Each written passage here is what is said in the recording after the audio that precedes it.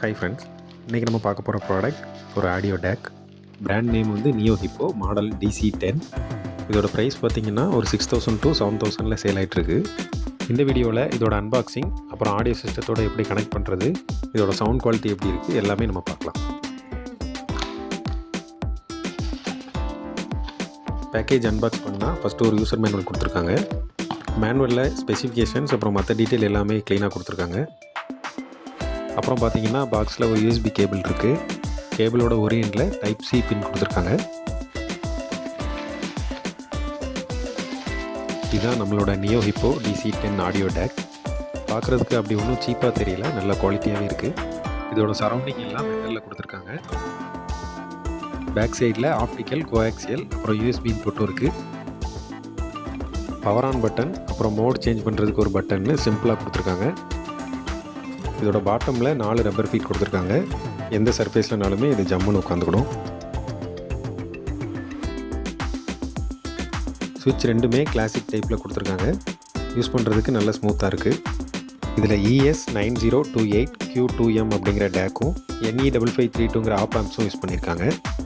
இதில் DSD, PCM ரெண்டுக்குமே file type பொறுத்து இண்டிகேட்டர் கலர் சேஞ்ச் ஆகிற மாதிரி கொடுத்துருக்காங்க.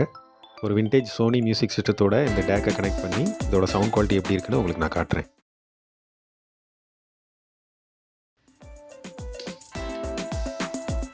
சோனி ஆம்ப்ளிஃபையர் கீழே இருக்குது. அதுக்கு மேலே இருக்கிறது மீடியா பிளேயர். அதுக்கு மேலே டேக்கை வச்சுருக்கேன். மீடியா பிளேயர்லேருந்து டிஜிட்டல் ஆடியோ அவுட் எடுத்து அதை அப்படியே இந்த டேக்கோட டிஜிட்டல் ஆப்டிக்கல் இன்ல கொடுத்துறேன். இப்போ என்ன ஆகும்னா, மீடியா பிளேயரில் நம்ம ப்ளே பண்ணுற ஆடியோ அப்படியே ஆப்டிக்கல் இன்புட் மூலமாக டிஜிட்டலாக டேக்குக்கு போயிடும். மீடியா பிளேயர்லேருந்து வீடியோ அவுட் எடுத்து நான் அப்படியே டிவிக்கு கொடுத்துட்றேன். நம்ம அப்போ தான் ஃபைல்ஸ்லாம் ப்ரௌஸ் பண்ண முடியும் டிஸ்பிளே பார்த்துட்டே. இப்போ வந்து டேக்கோட ஆடியோ அவுட்டில் வந்து இந்த RCA பின்னை கனெக்ட் பண்ணுறேன். இந்த ஆடியோவை அப்படி நம்ம சோனி ஆம்ப்ளிஃபையரில் கொடுக்குறோம். இப்போ நான் சோனி ஆம்ப்ளிஃபையரில் ஸ்பீக்கர்லாம் கனெக்ட் பண்ணிவிட்டு இதோட சவுண்ட் குவாலிட்டி எப்படி இருக்குன்னு உங்களுக்கு நான் காட்டுறேன்.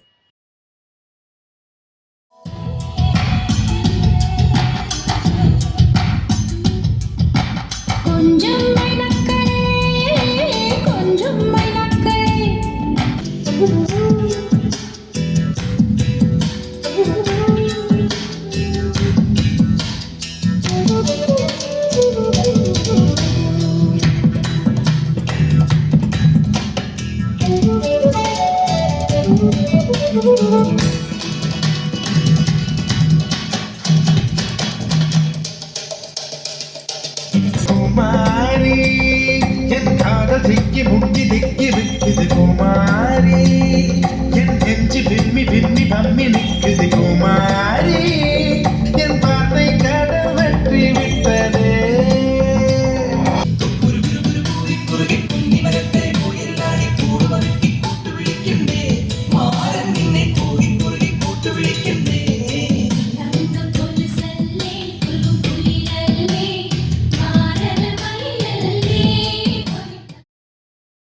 இந்த டேக்கோட எல்லா டீட்டெயிலுமே பார்த்துருப்பீங்க.